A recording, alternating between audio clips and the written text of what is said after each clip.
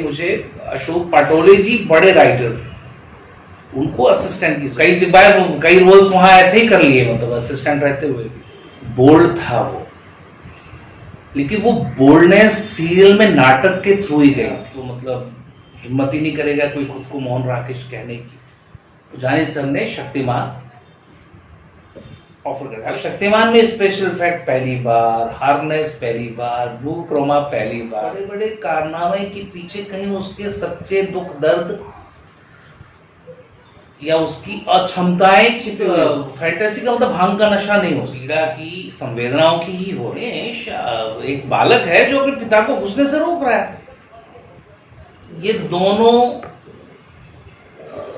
परिवर्तन के शोज थे, लेकिन विरोध तो तुलसीदास जी का भी हुआ। बेटी बेचवा आइडिया वहां से आया था, और झारखंड में ये प्रथा बाद में भी छोटे तौर पे शायद आज भी चल। अगर देखा जाए तो अगले जब मोही बिटिया किलो में ज्यादा जो सबसे बड़ी त्रासदी झेल रहा है वो डायलॉग राइटर और बैकग्राउंड म्यूजिक वाला। क्वालिटी और क्वांटिटी का जो संतुलन है ना, उसी का खेल वहां से यहाँ तक में नया क्या लेके आएगा, जो नया आदमी ला सकता है। और जो नया आदमी होगा ऑब्वियसली वो सस्ता भी होगा। जब बहुत सूक्ष्म देखते थे, मन तक घुस जाते थे। इतना आसान खेल नहीं रह गया है।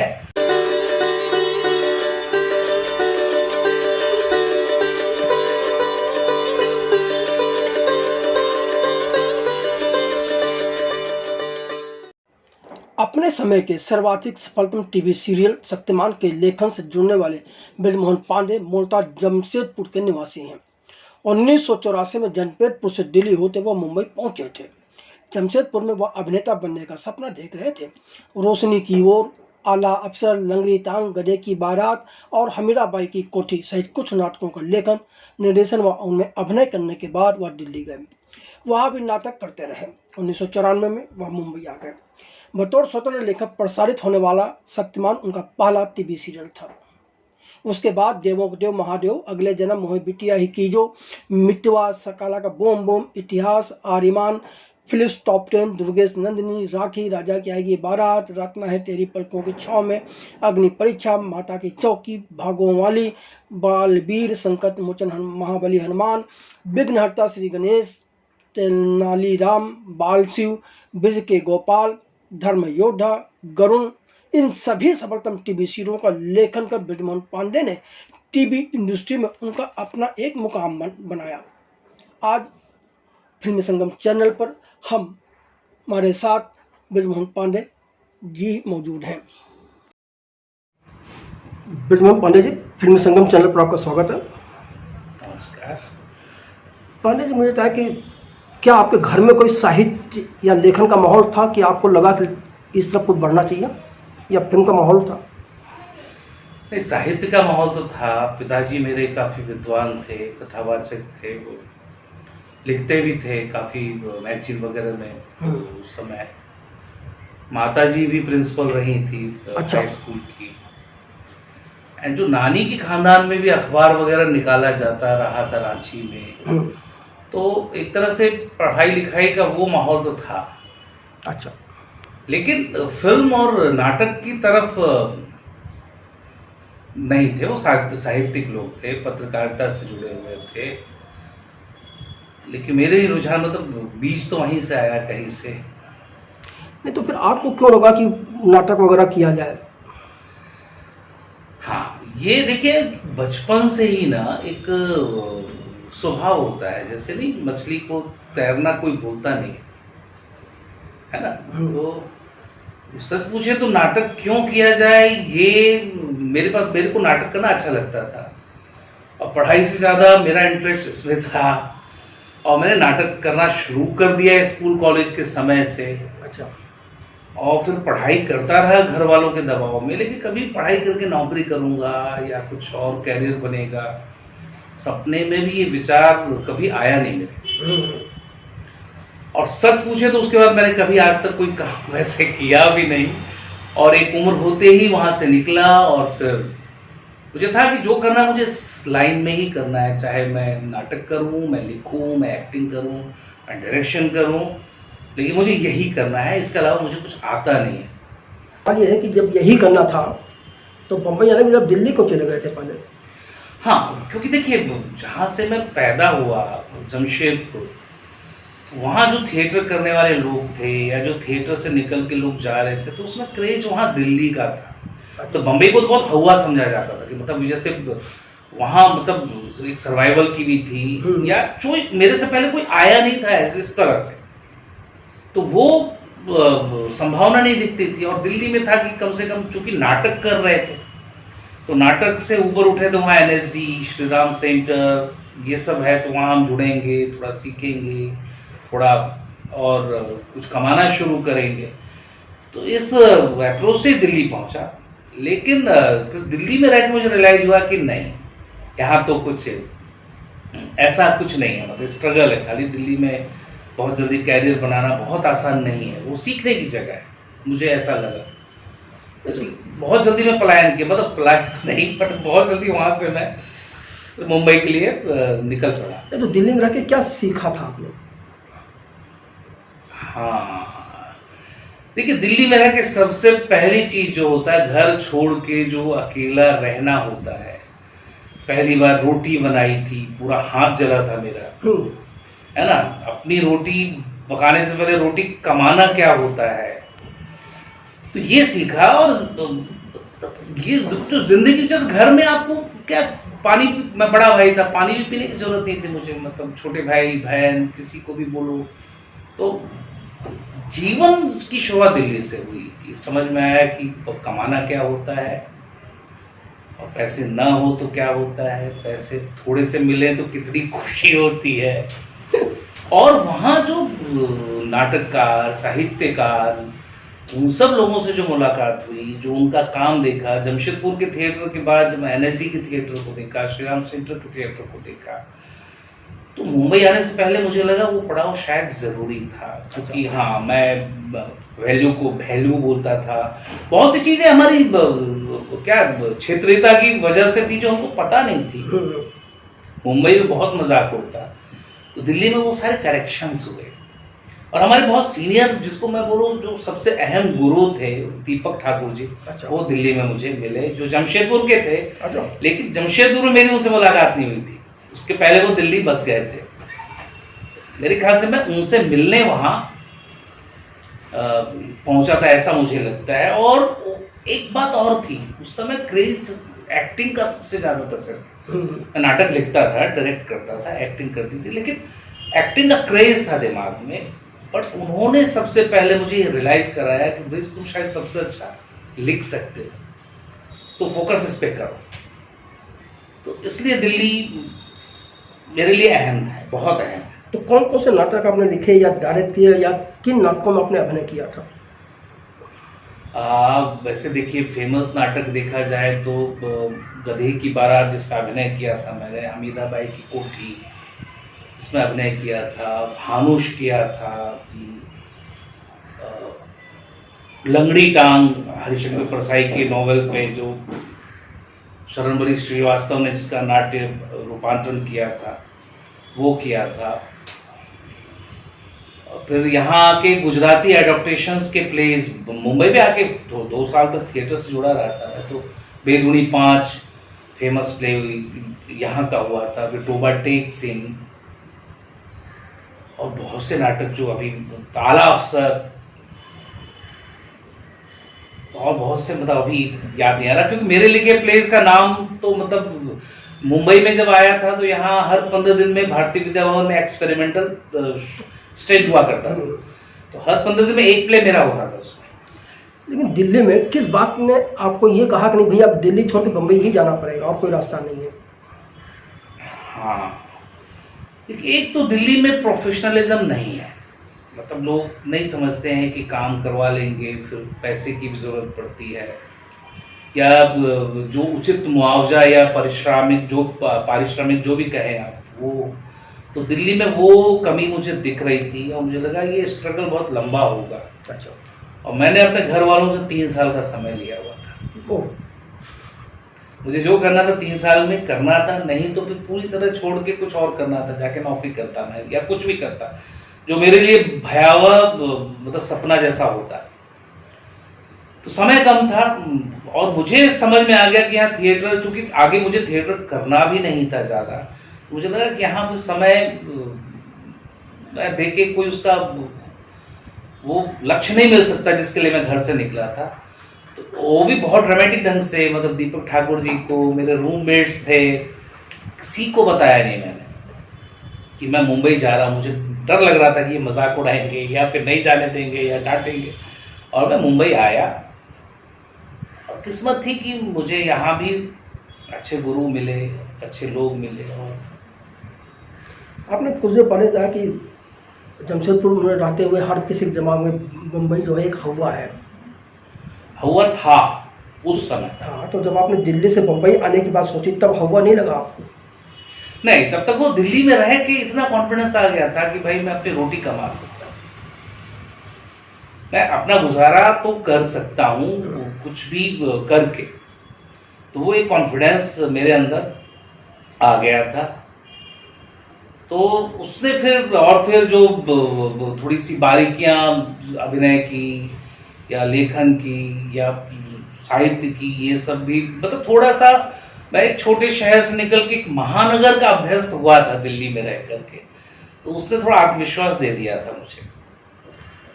तो मुंबई पहुंचने के बाद पहली आपकी प्राथमिकता अभिनय था या लेखन था, और किस तरह के अनुभव हुए, किस तरह से शुरुआत हुई, क्या संघर्ष रहा? देखिए, यहाँ आने के बाद भी प्राथमिकता मतलब अभिनय का ही था, वो निकला नहीं था दिमाग से। इसलिए मैं आया तो फिर पिताजी के रेफरेंस से ही भारतीय विद्या भवन में गया, तो वहाँ पता चला कि 9 महीने का भारतीय नाट्य अकादमी चलती है वहाँ, 9 महीने का कोर्स होता है। गिरीश देसाई जी उसके हेड हुआ करते थे। तो मुझे लगा और कुछ ना हो, मतलब किससे मिलूं, किससे क्या करूं, तो मैं वहाँ जुड़ा। अच्छा। हाँ, तो एज ए स्टूडेंट जुड़ा था, लेकिन 3-4 महीने वहाँ टीचर बना के उन्होंने मुझे मतलब वो जो स्टूडेंट्स मेरे साथ एडमिशन लिए थे उन्हीं की क्लास लेने पे उन्होंने लगाया कि तुम प्ले डायरेक्ट करो, तुम करो, क्योंकि मैं करके आया था 8-10 साल, जो बाकी थे वो एकदम फ्रेशर थे। तो शुरुआत वहाँ से हुई। लेकिन अब नाटक करके तो और हिंदी नाटक, उसमें तो पैसे थे नहीं। हालांकि गिरीश देसाई जी ने अपने गुजराती नाटक में बैक स्टेज ये सब कुछ मेरी आमदनी शुरू करवाई थी, वहाँ क्लास लेता था, उसके लिए भी कुछ पैसे मिलते थे। उसके अलावा उस समय एक एक्टिंग भी की थी मैंने, बेदोनी 5, वही मुंबई दूरदर्शन के लिए प्ले हुआ था गुजराती, तो उसमें मुझे अभिनय करने को मिला। गुजराती आती नहीं थी तो मेरे डायलॉग्स को वो भोजपुरी कर दिया गया। अच्छा। हाँ, कि चलो तो बिहार गुजरात में एक भोजपुरी भी रहता है, भोजपुर का आदमी भी रहता है, तो वो सब हुआ शुरू में। तो क्रेज एक्टिंग का था, लेकिन गुजारा भी करना था, और एक्टिंग में जो छोटे मोटे कुछ काम मिल रहे थे, उसी दौरान फिर उन्हीं के लिंक से मुझे अशोक पाटोले जी बड़े राइटर थे, उनको असिस्टेंट की जरूरत थी। और वो चूंकि मराठी मातृभाषा थी तो हिंदी थोड़ी सी उनकी कमजोर थी, थोड़ी कमजोर थी, थोड़ी हल्की सी, जैसे ज का जो फर्क होता है, ये सब उनसे जोड़ने का फिर मौका मिला। तब तक मैंने कुछ प्लेस यहाँ भी लिखे थे जो मंचित हो चुके थे। अपराध और दंड, उसमें बड़ा फेमस प्ले हुआ था मेरा ही। तो उनसे मिला, फिर उन्होंने बोला क्या लिखा है दिखाओ, प्ले दिखाया मैंने, तो वो तुमको तो लिखना आता है। मैंने नाटक लिखा है, लेकिन कैसे सिनेमा लिखा जाएगा या सीरियल लिखा जाएगा, तो ये इतना अनुभव नहीं है मुझे, सीखना चाहता हूँ। तो हालांकि उनका वो लाइन बहुत अच्छी थी कि कैसे नहीं लिखा जाता ये सीखोगे तो। हाँ, मतलब ये बहुत गहरी बात थी। तो वो करने लगा, और उसी दौरान फिर अजय सिन्हा जी की सीरतें हसरतें, जिसके स्क्रिप्ट भी वो लिख रहे थे, तो सेट पे लैंग्वेज बदल गई थोड़ी सी, तो उनका ध्यान गया कि ये कौन है। उसी समय एक मिड डे में गुजराती में मेरा इंटरव्यू भी छपा था, पड़ा थिएटर के जो भारतीय विद्या भवन में कर रहा था, वो उन्होंने देखा। तो फिर बोले कि तुम्हें डायरेक्शन में भी, क्योंकि हाँ लोग तुम लिख तो दे रहे हो सही, लेकिन उसको बोल नहीं रहे हैं लोग सही बात है, तो इनको बोलना कैसे समझ में आएगा। तो इस माध्यम से फिर मैं उनका असिस्टेंट बना, देन डायलॉग्स सेट पे करना, ये सब चलता रहा। तो ये शुरुआत ही बहुत शुरुआत में एक समय में ही मतलब उनके 2-3 सीरियल लिख रहा था साथ में, मतलब उनको असिस्ट कर रहा था। एक सीरियल में अजय जी को असिस्ट कर रहा था डायरेक्शन में। उसी समय मुझे विजय भोपे जी मंत्र मैजिक के लिए कुछ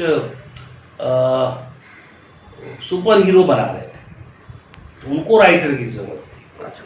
तो उन्होंने भी बहुत से लोगों से आइडियाज लिए थे, तो उसमें कुछ मैंने आइडियाज दिए, तो उनको मतलब अच्छे लगे वहां पे। तो मैंने जस्ट लिख के छोड़ दिया था अपना पेज, उनको वो अच्छा लगा।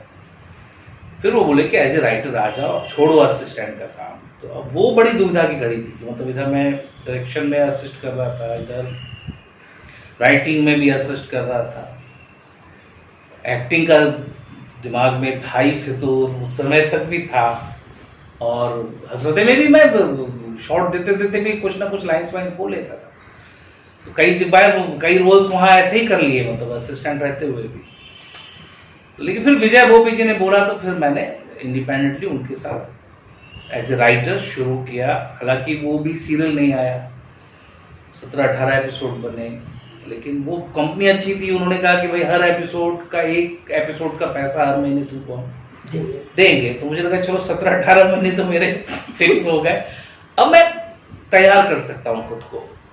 फिर वापस थिएटर काफी जोर शोर से मैंने किया, क्योंकि थोड़े खाने पीने की समस्या सॉल्व हो गई थी। मैं आपको हसरते पर वापस ले जाता हूँ। आप जहाँ से आते हैं वहाँ रहन सहन, सामाजिक जो माहौल होता है बहुत अलग होता है, और एक तरह से वो दकियानुसी माहौल कह सकते हैं आप। हसरते उस समय की सबसे बोल्ड सीरियल थी। वो जो लेखन था उस वक्त आपकी क्या मना स्थिति थी? देखिए, बोल्ड था वो, लेकिन वो बोल्डनेस सीरियल में नाटक के थ्रू ही गई थी। और चूंकि मैं नाटक करता था, तो मैं विजय तेंदुलकर से लेके ये सारी उनको पढ़ता रहता था, तो समाज के लिए बोल्डनेस थी, लेकिन मेरे विचार या मेरी सोच से वो मतलब धरातल लगभग एक ही था। अच्छा। क्योंकि ये सब चीजें, और जमशेदपुर भी छोटा शहर था, लेकिन वहां भी मेट्रोपॉलिटन कल्चर था। मतलब वहां सारे भारत के लोग आके वहां रहते हैं, तो कल्चरली बहुत वो एडवांस था। तो वहां भी विचारधारा लोगों की, या बचपन से ही जो देखा था जिस तरह से, तो वहां महिला एक तरफ तो बहुत दबी हुई महिलाएं भी थी, लेकिन एक बोल्ड महिलाओं का भी वहां मतलब उस समय अस्तित्व था। अच्छा। तो मेरे लिए वो शॉकिंग नहीं था, जेन्युइन है ये प्रॉब्लम है। बोल्ड भी क्या था, एक औरत की इच्छा थी, उसका अपना प्रेम था, उसने वो सामाजिक दायरे को तोड़ के निकली। और बेसिक तो हसरते ही जो है वो था। मतलब हालांकि मुझे बहुत पहले बचपन से ही मोहन राकेश पसंद थे, तो अगर मैं उनको पढ़ ले रहा था तो फिर मेरे लिए मतलब इतना कुछ नहीं। लेकिन आज माहौल बदला था। उस जमाने में मोहन राकेश हो या मन्नू भंडारी, उन सारे लोगों की गिनती बहुत अलग होती थी कि सारे बोल्ड लोग लेखक हैं, और समाज से इनका वास्ता नहीं होता, और कई तरह की चीजें इन पर भी आरोप लगते थे तब। हाँ, लगेंगे, वो हर किसी पे लगेंगे। मतलब देखिए, उस समय तो ज्यादा ही लगते थे, क्योंकि एकदम रूढ़िवादिता। और हालांकि आज देखिए तो वो दौर लगभग घूम फिर के आया है। आज तो मतलब वैचारिक रूप से विरोध तो लगभग गया। अब तो मतलब हिम्मत ही नहीं करेगा कोई खुद को मोहन राकेश कहने की, जो आज का माहौल चल रहा है। तो आज तो हम ज्यादा, थोड़ा मुझे लग रहा है हम तालिबानी होते जा रहे हैं, ये तो सच है। तो वो समय ज्यादा अच्छा लगता था। मैं मुंबई आया था, तो मैंने हसरत वजाहत का प्ले था सबसे सस्ता गोश्त, एक्सप्लोरेंट स्टेज में आई थिंक 2nd या 3rd प्ले किया था। तो उस प्ले में कुछ बहुत जोड़ा था मैंने। तो उस समय टेंटेटिव नाम भी कुछ उस प्ले में रखा था, अमर मर गया। तो हिंदू लड़का, मुस्लिम लड़की, लव स्टोरी, उनकी शादी हुई, और बाद में वो अमर कटा जिसका शरीर के टुकड़े असर वजाहत के वो मंदिर और मस्जिद में पड़े हुए थे। इस तरह के बोल्ड प्ले मैं उस समय बहुत स्मूथली कर लिया।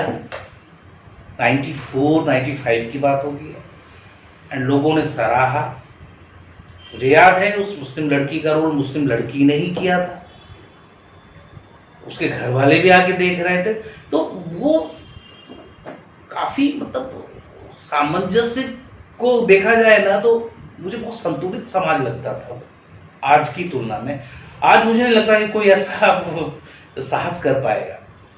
इस समाज में इस तरह का बदलाव क्यों आया? आप इतने सालों से आप यहाँ पर देख रहे हैं, समाज को भी देख रहे हैं और टीवी और फिल्मों में जो आ रहा था वो भी देख रहे हैं, तो समाज में आखिर अचानक इस तरह का बदलाव क्यों आ गया? जो 94-95 में सहज था वो अब नहीं रह गया। अब इसके कई कारण हो सकते हैं, मतलब इसको मतलब शायद जागरूकता बढ़ी है लोगों ने, लोग अपने अपनी चीजों को ज्यादा जानने का प्रयास किया है सबने, और शायद थोड़ी मोड़ी समाज को बांटने की कोशिश भी हुई है। तो एक खेमा जैसा बन रहा है कि, और वो भी खतरनाक बना है समाज के लिए। मतलब मुझे याद है हम शुरू में आते थे, आई थिंक कुछ रूममेट्स थे, हम थे, सब थे। पहली बार बैचलर था, गणपति रखी थी, और उस गणपति में हिंदू मुस्लिम सब शामिल हुए थे, सबने मिलकर प्रसाद बनाया था, सबने खाया। आज वो नहीं दिखाई देता। अब क्यों है वो तो मेरे लिए भी एक सवाल है। देखिए बहुत निष्कर्ष पे तो मैं नहीं जा सकता, मैं भी व्यस्त रहा, लेकिन एक परिवर्तन है जो मुझे दिखाई दे रहा है उस समय में और आज के समय में। चलिए हम आप फिर से आपके करियर पर लौटते हैं। विजय भोपे की सीरीज बंद होने के बाद आपके सामने क्या सवाल थे और फिर कैसे आप आगे बढ़े? हाँ, वो सीरीज बंद हुई, संजोग से मुझे उसी वक्त हर्ष कोहली जी ने, उनको राइटर की जरूरत थी, उन्होंने मुझे एक तरह से हायर किया। उनका होटल था लोनावाला में, तो मैं कायदे से 2 साल लगभग महीने के 15 दिन 20 दिन हर महीने उनके साथ वहाँ रह के, एक शो था न्यायाधीश, उस पर काम किया, उसके भी काफी एपिसोड्स लिखे, शूट भी हुआ था उसका 6-7 एपिसोड, पायलट भी बना था। हालांकि वो भी नहीं आया, लेकिन मेरी कलम शार्प हो गई थी। और वो जैसे ही खत्म हुआ, जानी सर ने शक्तिमान ऑफर कर। हालांकि शक्तिमान की बात उसके पहले से चल रही थी, 1-1.5 साल पहले से, और जानी सर मेरे गुरु रहे हैं तो थिएटर में भी। अच्छा, तो उन्होंने देख लिया था मेरे अंदर वो गुण कि मैं लेखक हूँ, मतलब डायरेक्टर से ज्यादा। तो वो पीछे पड़ते थे, भाई तू लिखेगा तू लिखेगा। तो जैसे इधर से फ्री हुआ, उन्होंने बोला कि अभी भाई शुरू हो रहा है, अब तेरे को आना पड़ेगा। फिर शक्तिमान से जोड़ा, तो उसके बाद भी मेरे ख्याल से जब दिसंबर वगैरह में जोड़ा होगा 96 में, और फिर 7-8 महीने में 4-5 एपिसोड ही हम लोगों ने बहुत मेहनत करके तैयार किए थे, खूब रिराइट किए थे, और सितंबर 97 में शुरू हुआ था शो।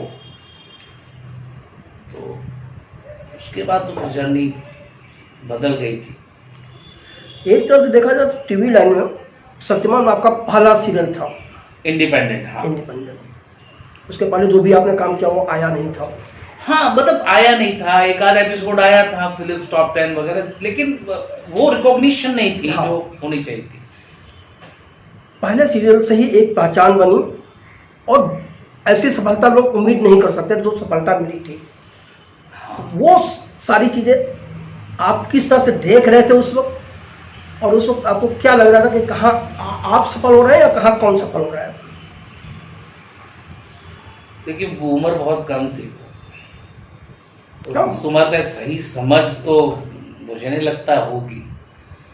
तो उस कामयाबी तो थी, नो डाउट, गुण भी था, और साथ में लोगों का मार्गदर्शन भी था। मुकेश जी हैं, जानी सर हैं, ये सब एकदम अभिभावक जैसे लोग थे। तो सिर तो चढ़ा था थोड़ा मेरा, ये तो सही है, लेकिन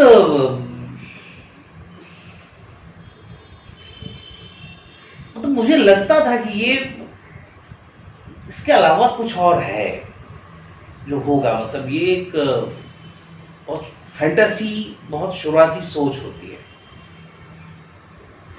और गहराई उसमें, और जब तक बाकी एक्सपर्ट थिएटर से आया था तो नहीं आते तो वो होता नहीं। और उसी तलाश ने फिर धीरे धीरे मुझे फिर मैथोलॉजी तक में फिर लेके आया। सत्यवान के समय एक चीज और हुई हाँ कि बच्चों ने आत्महत्याएं करनी शुरू की और बहुत बड़े विवाद उठे।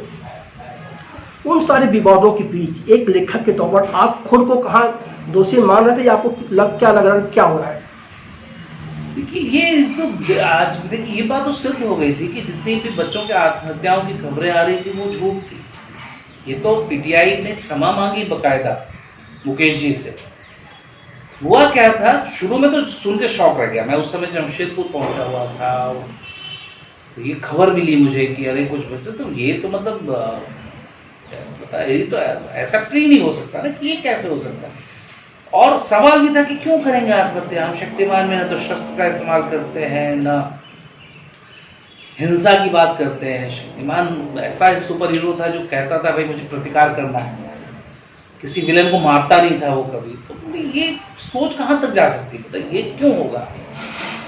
लेकिन फिर मुकेश जी ने जब इसकी वो किसी जासूस एजेंसी को ये केस सौंपा, फिर अरुण जेटली जी ने कोर्ट में केस लड़ा, तो जब सारी इसकी तह खुली तब पता चला कि जो गुटखा एक कंपनी थी वो शक्तिमान के नाम से गुटखा बेच रही थी। तो जब उसका हमको पता चला तो मुकेश जी ने खुलेआम अपने एपिसोड में, वो एपिसोड देख सकते हैं आज भी होगा कहीं, इसका विरोध किया और बताया कि गुटखा खाने के बाद क्या अंदर की हालत होती है। तो मतलब शक्तिमान के नाम से गुटखा बिक रहा था तो लोग ज्यादा खाएंगे। हमने खुला विरोध किया और इस विरोध के एवज में जो पता चला कि इस तरह के र्यूमर को कहीं जन्म दिया गया। मतलब उस गांव में ये घटना घटी जहां बिजली नहीं थी, तो वहां टीवी नहीं देखता कोई, तो तीर क्यों मारेगा। और तीर और शक्तिमान का कोई रिश्ता नहीं, धनुष बाण तीर शक्तिमान का कोई शास्त्र ही नहीं था। तो ये झूठ था। तो इससे और बल मिला हमको कि भाई हम गलत चीज गलत ऐड नहीं होने देंगे। और ये एकदम शक्तिमान की शुरुआती समय में हुआ था, 6 महीने 7 महीने के अंदर। और जब हम इससे उभरे तो उसके बाद तो 9 साल की यात्रा हुई। फिर तो आत्महत्या की खबर तो गलत है। मतलब अगर सच में ऐसा कुछ मुझे पता भी चला होता तो नहीं, कैसे हो तो आदमी क्यों करता, वो काम क्यों करेगा। सत्यवान काफी लंबा चला, कई उतार चढ़ाव आए होंगे। लेखक के तौर पर भी आपने भी बहुत कुछ ऊपर नीचे होते देखा होगा, कुछ रोचक घटनाएं भी घटी होंगी। कोई याद है कोई घटना?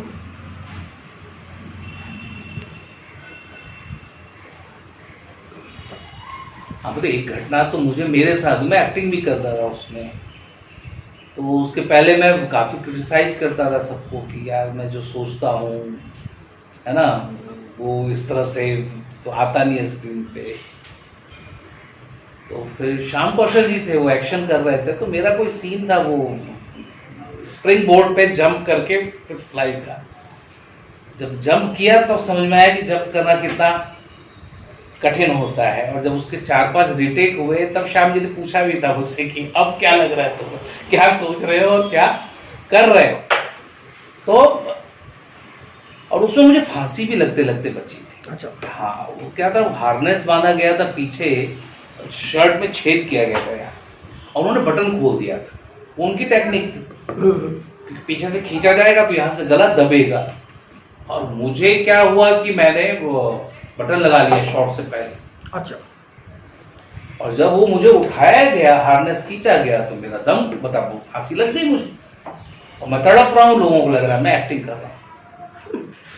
कुछ सेकंड के लिए उस दिन थी कि लीला, नहीं तो समाप्त थी। तो श्याम जी ने ही अगेन उसको समझा, भाग के आके तुरंत नीचे उतारा और जान बची। तब मेरे समझ में आया कि भाई मैं लिखता हूँ, लेकिन लिखे हुए शब्द जो होते हैं वो एक मरे हुई चीज है स्क्रिप्ट में, उसको लोग जिंदा कर रहे हैं, डायरेक्टर, एक्टर, टेक्नीशियंस।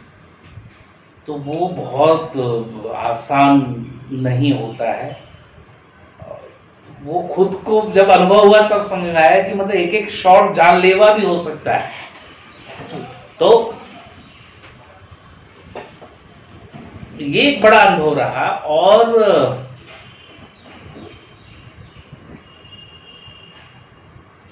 बाकी बहुत से, लेकिन बहुत दिन हो गया अभी, मतलब शक्तिमान बंद हुए भी 20-22 साल हो चुके हैं। कभी ऐसा हुआ कि जो जिस ढंग की रिपोर्टिंग उस समय हो रही थी उसके आधार पर कभी आपको लगा हो कि यार ये सीन बदल देते हैं, रीशूट कराते हैं?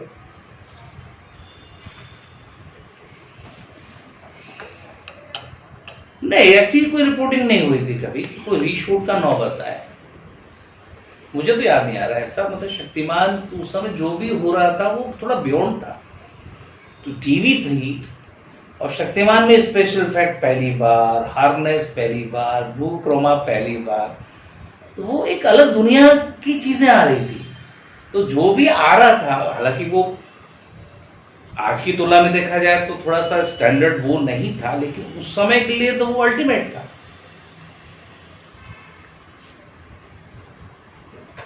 सुपर हीरो को स्टेब्लिश करने के लिए जिस ढंग की टेक्निक यूज की जा रही थी सारी, उन टेक्निक के चलते हुए एक लेखक के तौर पर आप क्या सीख रहे थे और कहाँ आपको लग रहा है कि नहीं आप कमजोर है? देखिए, शक्ति मतलब सुपर हीरो जो होता है ना, वो जो सीखा मैंने वहां पे कि भाई उसके बड़े बड़े कारनामे होते हैं, लेकिन उस बड़े बड़े कारनामे के पीछे कहीं उसके सच्चे दुख दर्द या उसकी अक्षमताएं छिपी हुई होती है। तो जब तक उस नब्ज को नहीं पकड़ेंगे तब तक, जैसे नहीं जिसमें आई थिंक अमिताभ की फिल्में भी किसी तरह से शुरू उस समय की जो थी, मनमोहन देसाई वगैरह की, सुपर हीरो ही थी एक तरह से, कि आदमी अपने जीवन में जो नहीं पा सकता है सुपर हीरो के तौर में वो पाता है। तो वो मतलब मैं कुछ भी फैंटेसी का मतलब भांग का नशा नहीं हो सकता ना, वो भी फैंटेसी है ना कि मैं उल्टा हवा में उड़ रहा हूं, तो वो आपको सक्सेस नहीं करेगी, वो लोगों से जोड़ेगी नहीं। तो लोगों के दर्द से जुड़ के उनकी उस कमजोर नस को पकड़ो और उनकी उस अतृप्तता को तृप्त करने की कोशिश करो अपने सुपर हीरो से, तो सुपर हीरो सफल हो सकता है। जो शक्तिमान हुआ उसमें तो हमने उसको किसी हद तक भारतीय जमीन से जोड़ दिया था, योग से, कुंडलनी से, जो बचपन से सुनते आए थे सारे लोग। तो वो उसका गाना भी था, वो जब होता है आदमी को खुद का ज्ञान कहलाता है वो शक्तिमान। इससे ज्यादा कनेक्टिंग सुपर हीरो तो नहीं था, क्योंकि इसमें बहुत बड़ा फर्क था कि जो शुरू में मैंने सीखा था, जो कॉमिक्स पढ़ रहा था, मुझे हर कॉमिक्स में मिलता था सुपर हीरो बनता है, एक बाहर से एक चीज आती है उस आदमी को मिलती है, चाहे वो स्पाइडर काटे, चाहे क्रिप्टन हो, चाहे कोई सांप काट ले, मतलब या कोई मणि मिले, बट समथिंग कुछ बाहर से मिल रही है और वो पावरफुल बन रहा है। शक्तिमान में उसके अंदर से शक्तियां जागृत हुई थी, उसकी कुंडली चक्र जागृत हुई थी और वो सुपर हीरो बन रहा है। तो ये अपने आप में पूरे विश्व में के तौर पे भी नया था और हमारी जो अपनी फिलॉसफी है, हमारा जो अपना सनातन धर्म का जो बेसिक कोर है, उससे भी जुड़ी हुई चीज थी और इसलिए लोगों ने शायद इसको बहुत अपनाया सबसे ज्यादा। योग, कुंडली, इन सारी चीजों को कहाँ से रिसर्च आपने किया था और कैसे आपने पहले सारी चीजें समझी थी? देखिए, रिसर्च भी किया था, कुछ बहुत बातें बचपन से सुनता आया था। अब चूंकि पिताजी कथावाचक थे तो क्षितिजल, तुलसीदास जी की लाइन ही है, क्षितिजल पावक गगन समीरा, इनते बना अधम शरीरा। तो 5 तत्व हैं और उनसे शरीर बनता है।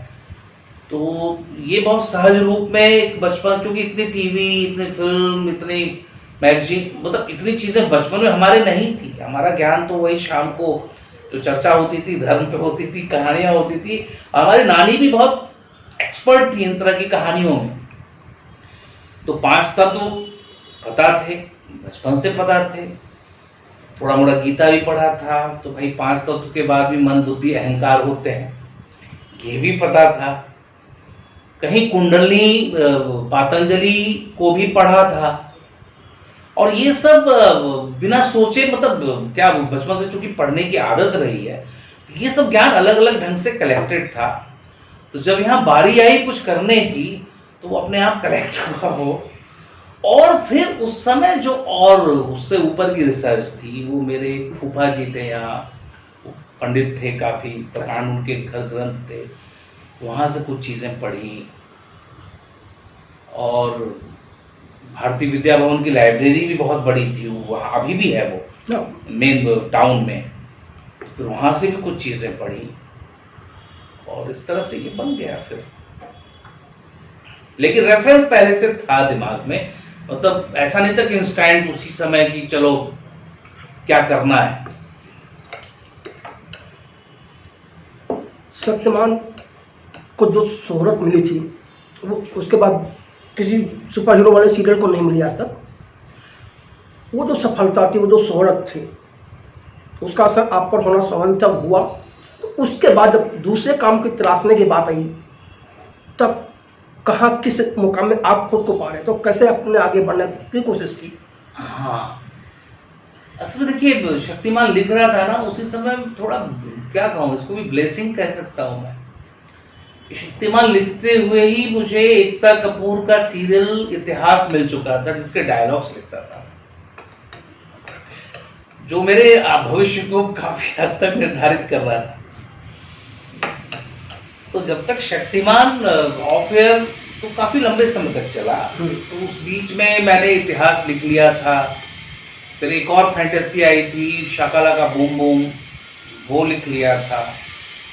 और आर्यमान तो शक्तिमान के पहले ही चला था, तो वो भी काफी लिखा था मैंने उसका। शुरू में तो कमलेश जी लिख रहे थे, बाद में पूरा मैंने लिखा था।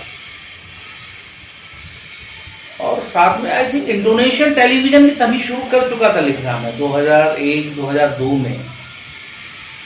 तो वो मौका आया नहीं कायदे से, मतलब बल्कि मुझे लग रहा था कि बच्चों का राइटर बन गया हूँ, फैंटेसी। लेकिन वो जो डायलॉग्स लिख चुका था डेली सोप का, उसने मुझे आगे डेली सोप के दिलवाए दूसरे, चाहे रश्मि शर्मा टेलीफिल्म के शोज हों या फिर BAG फिल्म्स के शोज हों, और फिल्म फार्म उनके लिए भी शोज। तो वो सारे शोज में स्मूथली, मतलब वो अपने आप परिवर्तन हुआ कि फिर सोप लिखने लगा। सोप लिखते लिखते फिर अचानक मैथोलॉजी की तरफ फिर रुझान हुआ मेरा। वो एक शो आया था माता की चौकी, तो शो मैथो था, तो वो लिखा। और उसके बाद फिर देवों के देव महादेव, वो भी मतलब देखिए सच पूछे तो बिना बहुत इस तरह के प्रयास के, बहुत ऑर्गेनिकली अपने आप ही, मतलब जीवन की गाड़ी अपने आप मतलब घूमते हुए यहाँ तक पहुंचाई है मुझे। आपने शुरुआत की बतौर सहायक के तौर पर जब लिखा, तो ये सामाजिक बोल सीरियल था हसड़ते। फिर आप आ गए बच्चों के सीरियल सब कह ले या फैंटेसी का शक्तिमान। उसके बाद फिर आप इतिहास और बाकी सामाजिक सीरियलों में चले गए, काफ़ी सामाजिक सीरियल लिखे। मोह बिटिया, अगले दिन मोह बिटिया की जो भी लिखा आपने, कई सारे सीरियल लिखे। तो उसका फिर आपसे धार्मिक सीरियल तक ही, मैथोलॉजी तक सीमित होकर क्यों रह गए? नहीं, सीमित तो नहीं रहा, सीमित नहीं कह सकते आप, क्योंकि अभी मैथोलॉजी जब से लिख रहा हूँ, तो इस बीच मैंने तेनालीराम भी लिखा, जो कि काफ़ी मतलब वो अलग ही जोन है, इस ऐतिहासिक या जो कॉमेडी समझ लीजिए उसको।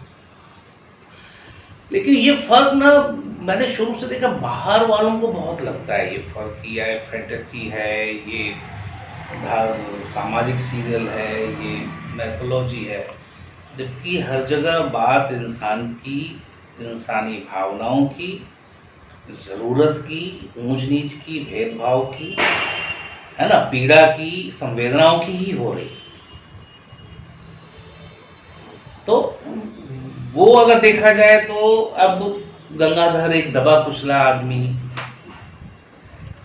जो कुछ बड़ा होके कहीं कुछ पा रहा है ना, तो वहां भी कहीं वो मेरी सामाजिकता नहीं छूट रही है।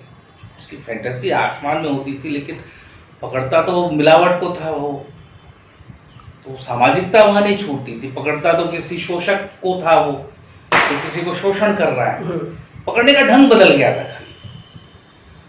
और फिर जब सामाजिक सीरियल्स में आया तो वहां भी वही इमोशन था, वही सारी चीजें थी।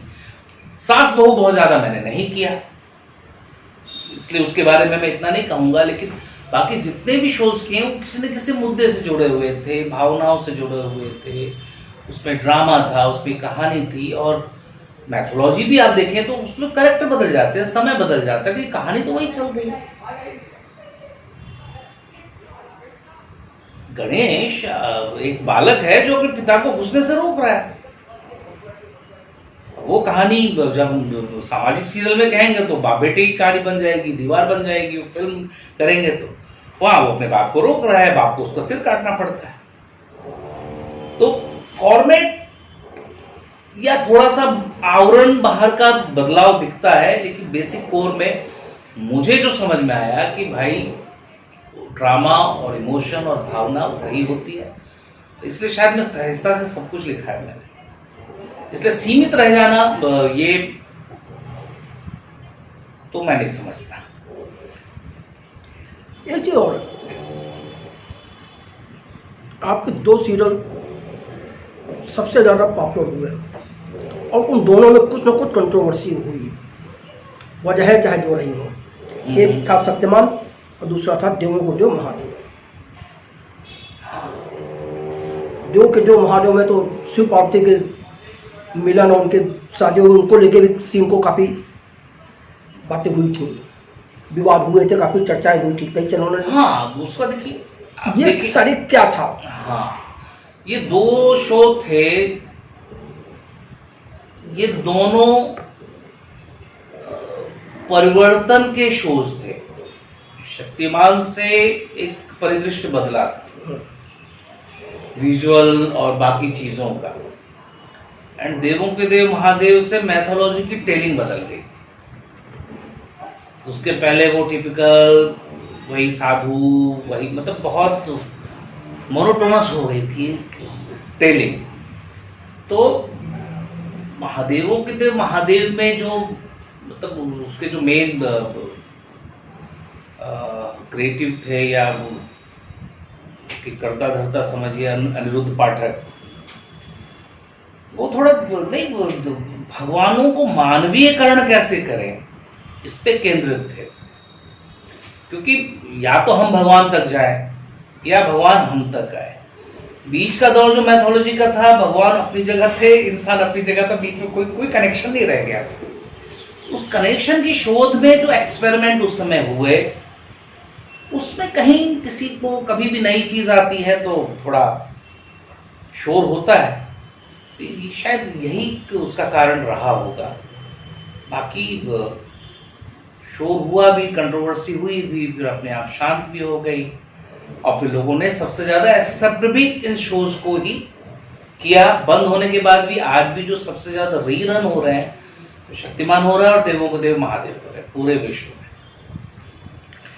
शक्तिमान की जो कंट्रोवर्सी थी उससे पूरा समाज प्रभावित नहीं हो रहा था। देवों के देव महादेव से जो कंट्रोवर्सी हुई थी, उससे जो कट्टरपंथी धार्मिक थे वो सबसे ज्यादा विरोध में आए थे। उनको फर्क पड़ रहा था उससे, उनकी मान्यताएं, उनकी सोच बदल रही थी, या उस पर कुठाराघात हो रहा था। उसको झेलना कितना आसान था, कितना मुश्किल था?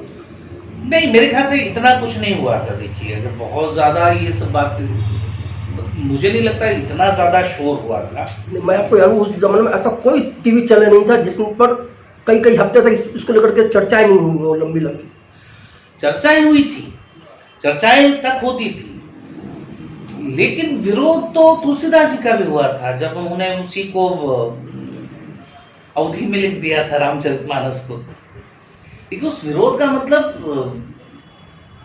वो होना भी चाहिए, जिंदा समाज का एक प्रतीक है, और दोनों तरफ से काम बराबर हो रहा है। तो लेकिन वो लोग समझ गए, तभी तो उसके बाद भी शो चलता रहा और कहीं सहमति बन गई। तो एक नई चीज है, देखिए ना, एक नई तरह की साइकिल घर में लेके आ जाइए तो घर के 4 मेंबर खड़े हो जाते हैं, क्या ले आए हो, फालतू चीज है।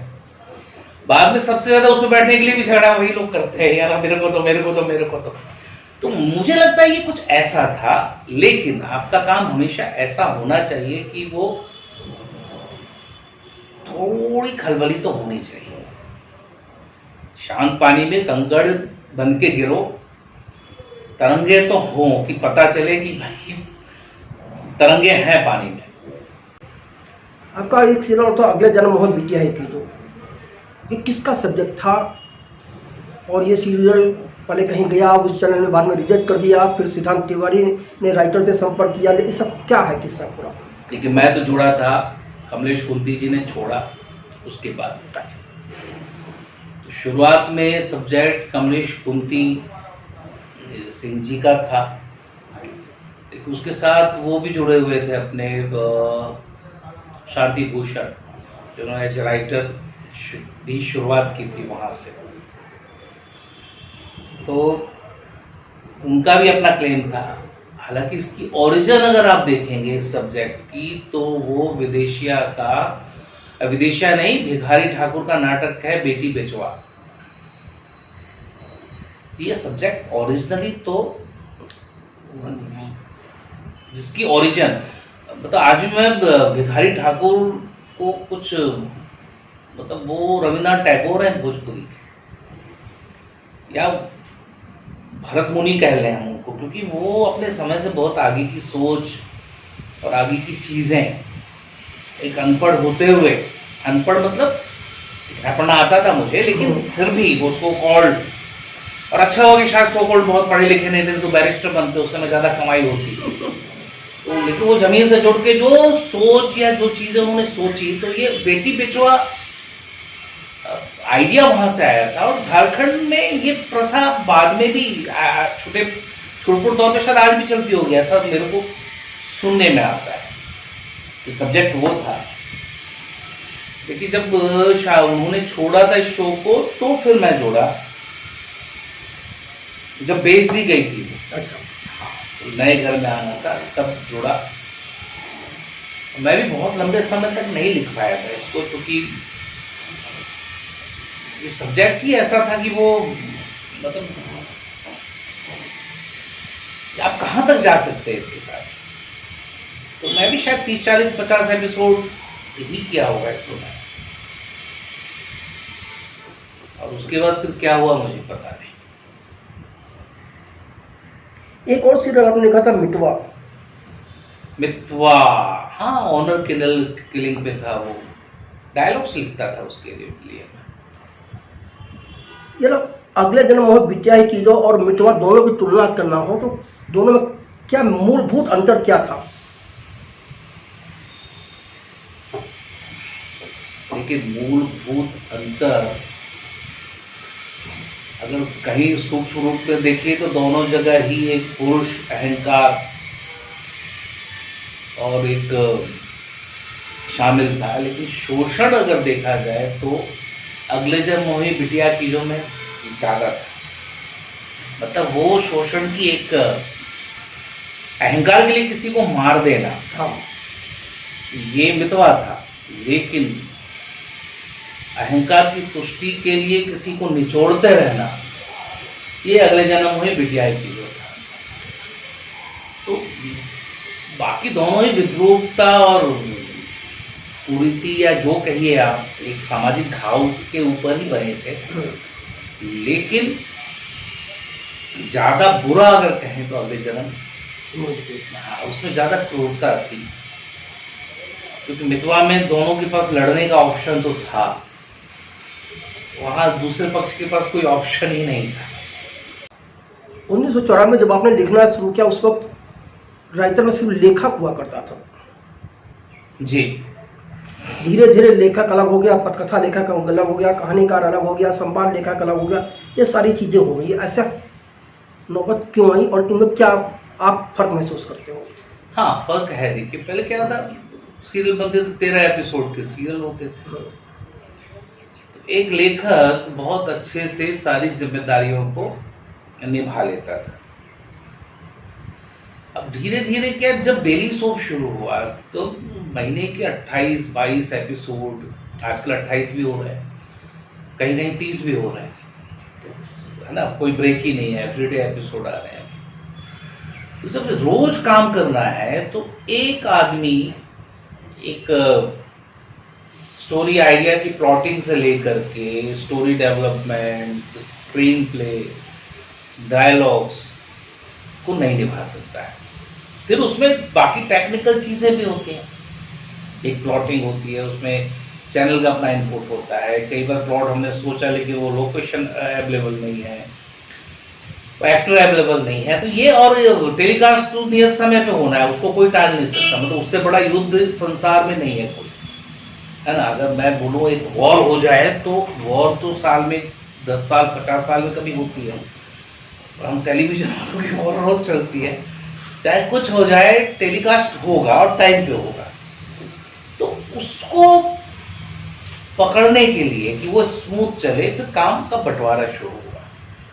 तो पहले तो एक आदमी चलो स्टोरी करेगा, फिर एक आदमी स्क्रीन प्ले कर लेगा, उसमें फिर कोई डायलॉग्स कर लेगा, और भी बढ़ गया। अभी एक जन ब्रॉड स्टोरी करेगा, उसके पहले एक प्लॉट करेगा, फिर एक स्टोरी करेगा, उसके बाद फिर डायलॉग्स, स्क्रीन प्ले, फिर डायलॉग्स।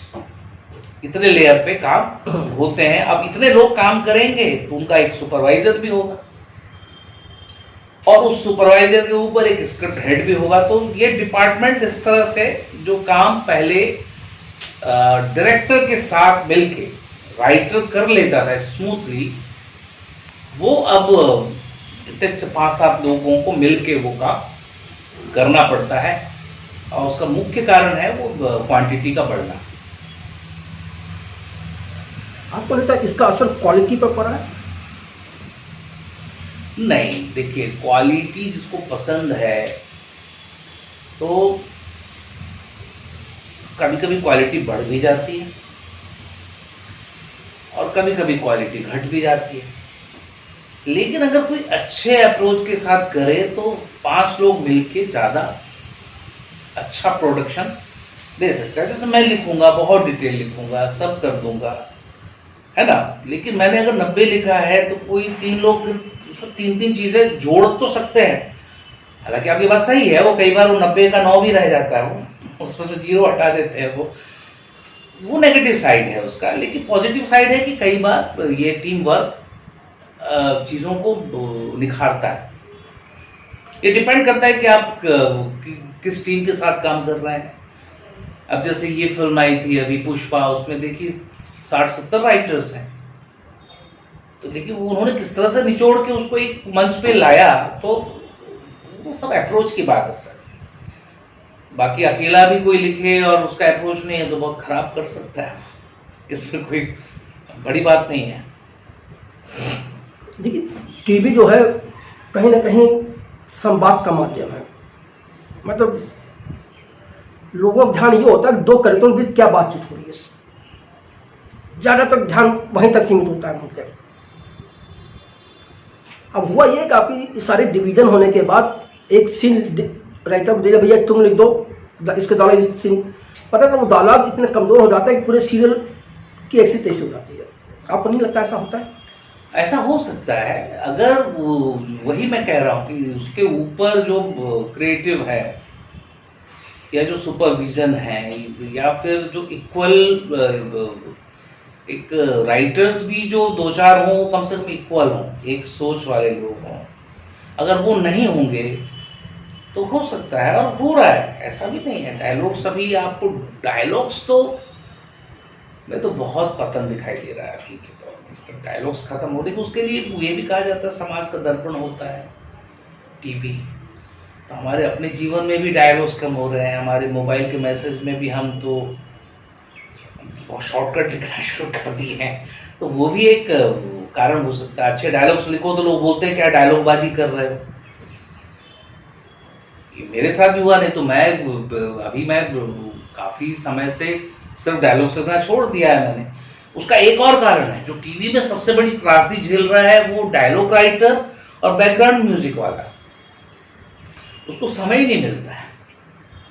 सुबह शूट है, रात के 2 बजे स्क्रीन प्ले फाइनल होगा, अब डायलॉग राइटर क्या कर लेगा? और सब शूट होके टेलीकास्ट टेप जानी है चैनल में, और उसके आधे 1 घंटे 1.5 घंटे 2 घंटे पहले बैकग्राउंड म्यूजिक वाले को फाइनल टेप मिलती है, तो क्या म्यूजिक दे लेगा? मतलब वो लोग दे रहे हैं, इसके लिए सैल्यूट करना चाहिए उनको कि भाई इस आवर में भी वो कम से कम काम करके दे रहे हैं। नहीं तो सच में ये भी शायद क्वांटिटी बढ़ने की वजह से क्वालिटी का फर्क है। आपने भी थोड़ी देर पहले कहीं ना कहीं समाज को दोषी करा कि समाज का पतन हो रहा है, इसलिए वो टीवी में नजर आ रहा है, लेकिन लोग कहते हैं कि टीवी और फिल्म देख के लोग बिगड़ रहे हैं। देखिए, 2 चीजें हैं। टीवी देख के लोग बिगड़ रहे हैं, टीवी में जो अच्छी चीजें आ रही हैं उसको देख के सुधर क्यों नहीं रहे? सेम समय समाज में भी बहुत अच्छे अच्छे लोग हैं, तो उनकी कॉपी की जगह बुरे बुरे लोगों की कॉपी टीवी। तो ये मुझे लगता है ये थोड़ा पहले अंडा पहला मुर्गी के जैसा है, लेकिन फिर भी ये एक दूसरे के पूरक हैं, तो कहीं ना कहीं कनेक्टेड हैं। इसीलिए डायलॉग आता है ना, क्या ओल्ड टाइम गाना बजा रहे हो, ये क्यों आता है?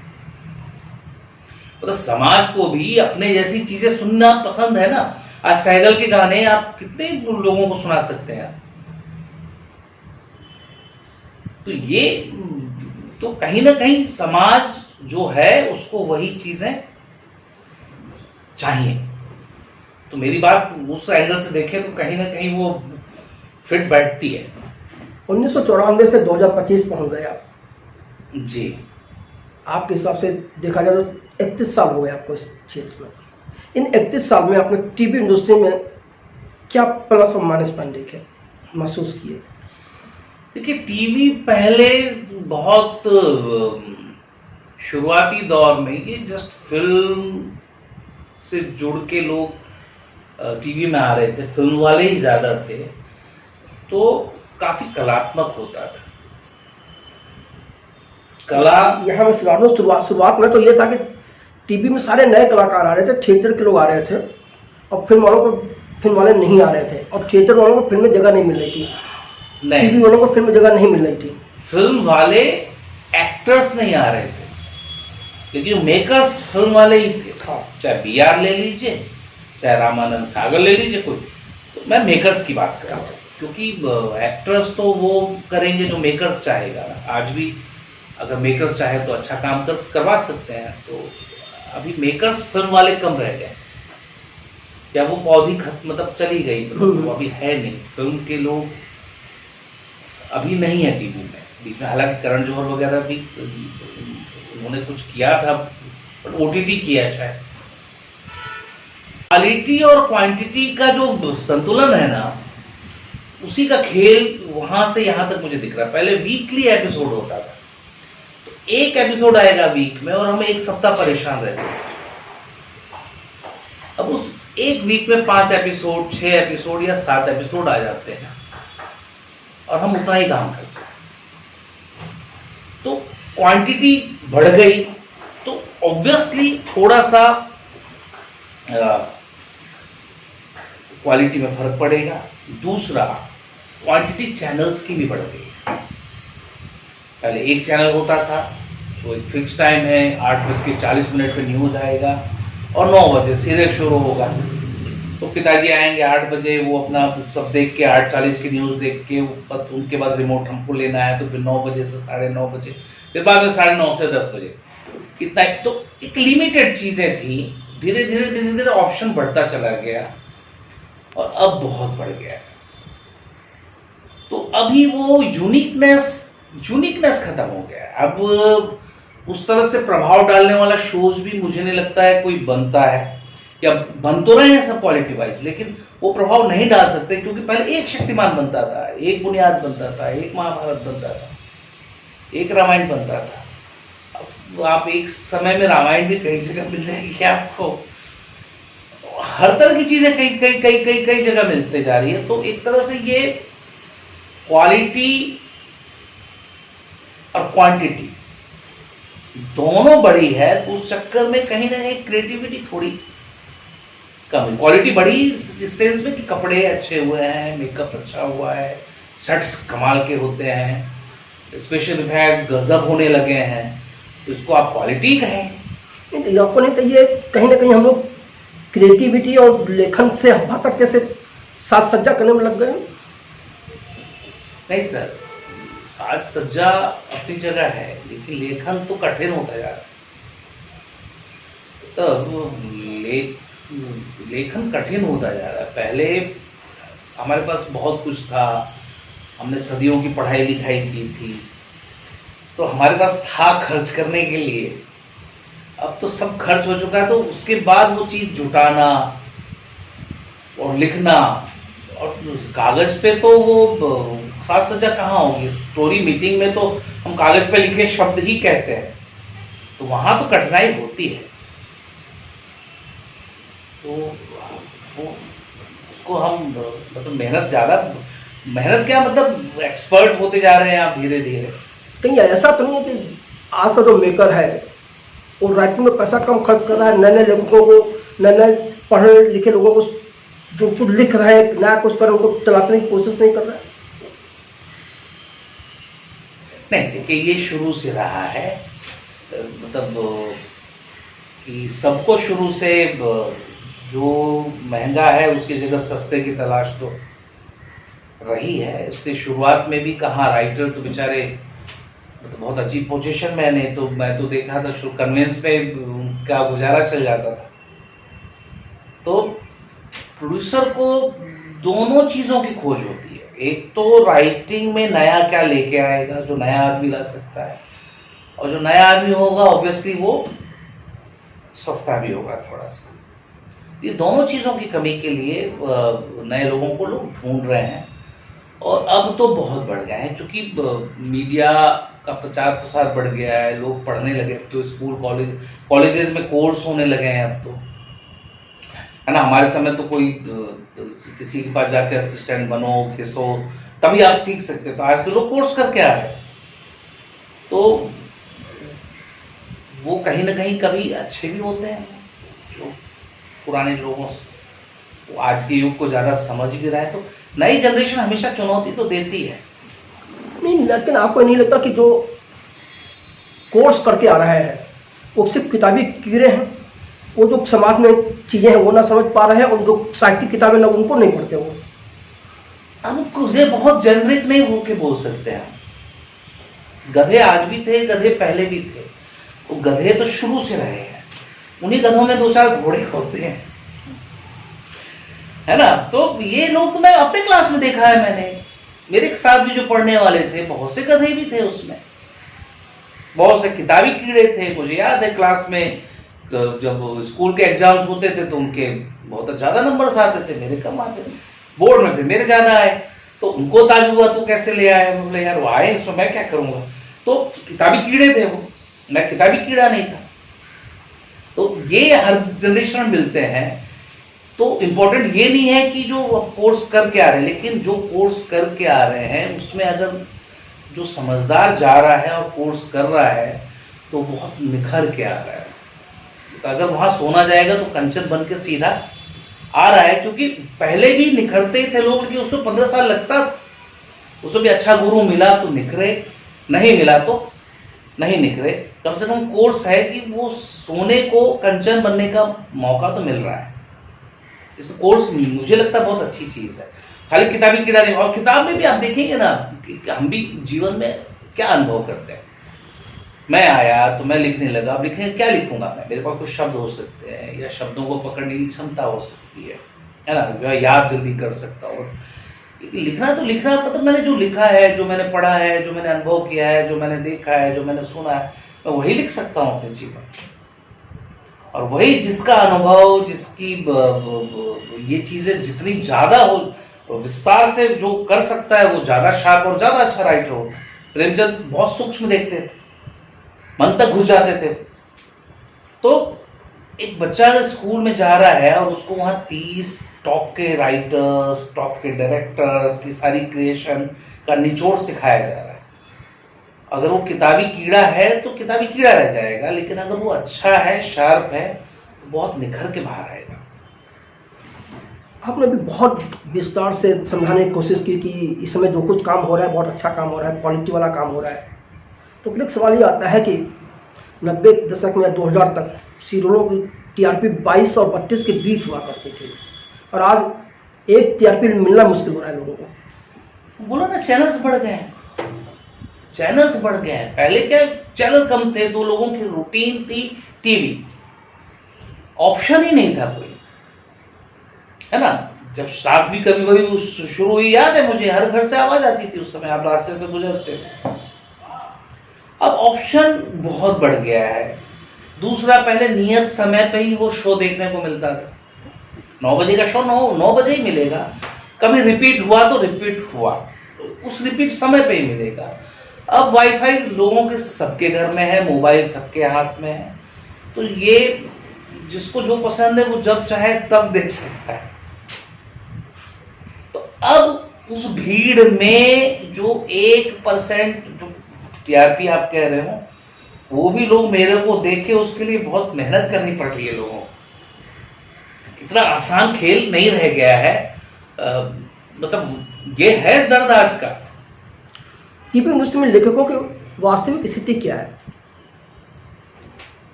देखिए, ये कॉमन नहीं कह सकते हैं। व्यक्ति के अनुसार सबकी अपनी अपनी स्थिति होती है। जरा बहुत ईमानदारी से बता सकें तो मुझे बताएं कि आपको किस सीरियल पे सबसे कम पैसे मिले और किस सीरियल के लिए सबसे ज़्यादा रकम मिली, वो रकम क्या थी, और किस सीरियल में ऐसा था आपको लग रहा था कि नहीं यार बहुत कम मिल रहा है, मुझे मिलना चाहिए था ज़्यादा?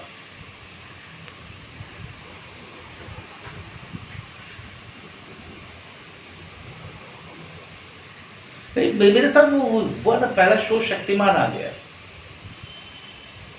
तो आदमी का मतलब जो इंट्रोडक्शन बन जाता है, तो आदमी का भाव वहां से बन जाता है। तो एक भाव जब आपका, मतलब भाव तो नहीं हो सकता, व्यक्ति है, लेकिन फिर भी आपने पूछा है, पैसे मिल रहे हैं, तो एक रेंज जब बन जाता है ना, जैसे मैं अगर मान लीजिए 50,000 ले रहा हूं, तो मैं 48,000 का काम नहीं एक्सेप्ट करूंगा। तो इसलिए वो सिचुएशन मेरे साथ नहीं आई कि यहाँ मुझे बहुत कम मिल रहा है, वहां ज्यादा मिल रहा है, कम मिलेगा वहां काम ही नहीं करूंगा, तो नहीं किया मैंने। तो मेरे हिसाब से जो मेरा एवरेज कभी भी मैंने कम नहीं किया है, तो किसी भी शो में तो ये बहुत, तो क्या बोलूं मैं, मेरा पर्सनल जो है, मैं सच्चाई के साथ बता रहा हूं आपको। और ये मजबूरी भी भगवान की दया से टचवुड ऐसी नहीं आई कि अब मुझे करना ही पड़ेगा और गिरे हुए भाव में मैं करूं। और वो शायद अक्खड़पन भी है मेरा, शायद कभी कभी कई महीने में बैठ भी जाता हूं खाली। लेकिन एक तो पैसे अच्छे मिलने चाहिए, दूसरा उससे भी इम्पोर्टेंट है कि वो काम थोड़ा लगे कि हाँ ये मुझे करना चाहिए, या मैं इस काम में कुछ दे पाऊंगा। इसलिए मैंने अपने आप को रिपीट भी किया है एक ही तरह के सब्जेक्ट में, तो बिल्कुल चेंज करके आया है सब्जेक्ट हमेशा। वो एक, तो खुद को मैं इसमें व्यक्ति पे आधारित कह रहा हूं। अगर आप खुद एक्सप्लोर्ड होंगे तो फिर तो कम, एक बार आप, मतलब आप ये सवाल किए ना, आपने कहा ना यहाँ ज्यादा मिल रहा था या कम मिल रहा है, आप एक बार कम लीजिए तो सही, फिर आपको ज्यादा कभी मिलेगा ही नहीं, क्योंकि इंडस्ट्री में वो फैल जाती है बात, फिर तो और कम ये वाली सिचुएशन शुरू हो जाती है। जैसे भगवान करे वो नौबत किसी के साथ भी आए कि जो वो ले रहा है उससे कम। लेकिन हाँ, आने वाले समय में शायद टीवी और करेक्शन की तरफ जाएगा, लेकिन जो होगा वो टोटलिटी में होगा, और टोटलिटी में होगा तो बजट दो तरह से काउंट होता है। एक होता है बजट, आपको कितने पैसे आप पर्सनली ले रहे हैं, और एक आप टोटल बजट का कितना परसेंट ले रहे हैं। तो दोनों जगह के बीच का सामंजस्य होता है। वो अगर किसी शो का बजट ही बहुत ज्यादा नहीं है तो ऑब्वियसली उसी में से सबका हिस्सा बनेगा जो बनेगा। लेकिन हाँ, वो परसेंटेज में आप कम ना हो, ये आपको ख्याल रखना पड़ेगा। और वो ख्याल सिर्फ आपको रखना पड़ेगा, कोई रखने वाला नहीं है इसको। जो लोग टीवी न्यूज़ में बतौर लेखक जुड़ना चाहते हैं उनको क्या सलाह देना चाहेंगे और उनको किन बातों पर ध्यान रखना चाहिए एज ए लेखक काम करते हुए? देखिए, दो चीजें हैं जो सबसे इम्पोर्टेंट है। एक तो बिना कुछ किए भी कुर्सी पे बैठ के रहना, वो सीखना पड़ता है कभी कभी, क्योंकि मन यहीं भटकता है और ये सफेद कागज बहुत खतरनाक होता है। तो सबसे पहले टिका, जिसको हमारे जाने से बोलते हैं, पहले राइटर बना तो टिका के बैठना सीखता है, क्योंकि शब्द कल्पनाएं तो सबके पास है, लेकिन उसको धैर्य के साथ सजाना, उसकी प्रैक्टिस जब तक नहीं होगी, मतलब, और आप अपने वक्त के साथ फोकस ऑन और ऑफ करना, स्विच ऑन स्विच ऑफ करना नहीं सीखेंगे, तो कम से कम टीवी के राइटर तो नहीं बन सकते आप। क्योंकि यहाँ तो आप नहा रहे हैं तब भी आपसे सीन फोन आ जाएगा, मांग लिया जाएगा। तो वो जब तक आप प्रैक्टिस, साधना नहीं कर रहे हैं आप बैठने की, फोकस करने की, तो फिर टीवी में लिखना नहीं हो। आप उपन्यास लिख सकते हैं, आप कहीं और लिख सकते हैं अपने मूड से। यहाँ तो मूड में खुद घुस के करना पड़ता है काम। और क्वालिटी तो ऑब्वियसली अच्छी होगी, तभी आप रहेंगे, क्योंकि एवरीडे आपकी परीक्षा है, हर सीन आपकी परीक्षा है। एक सीन खराब लिखिए, देखिए सेट से लेके हर जगह थू थू शुरू हो जाएगी आपकी, इसलिए उसमें आप कोताही कर ही नहीं सकते। तो मेहनत का काम है अगर राइटर बनने आए हैं तो, और धैर्य के साथ बैठना सीखिए। मतलब इसलिए कहा जाता है ना कि बहुत, परीक्षित साहनी जी ने मुझे बताया था, वो खुद भी एज एन एक्टर जाने जाते हैं, लेकिन वो राइटिंग और डायरेक्शन का कोर्स करके आए 7 साल का रशिया से। तो वो बोलते थे कि दुनिया में 2 लोगों का पेशेंस ना सबसे ज्यादा होता है। एक जो मछली पकड़ता है बंसी डाल के, उसको नहीं पता मछली कब आएगी। दूसरा राइटर, उससे नहीं पता उसको सही शब्द कब मिलेंगे, सही आइडिया कब आएगा, लेकिन उसको बैठना तो पड़ता है एक जगह। नहीं बैठेंगे तो फिर राइटिंग नहीं हो सकती। तो ये एक, हालांकि इसका विरोधाभास भी हो सकता है, नहीं कह सकते, जमाना बदल रहा है, एआई है। अब जो एआई से लिखता होगा उसका मैं नहीं कह सकता कि ये, मतलब ये एकदम, ये मेरी संकल्पना से बाहर है। ब्रिजमोहन पांडे जी, फिल्मी संगठन से बात करने के लिए आपका बहुत बहुत धन्यवाद। Thank you sir.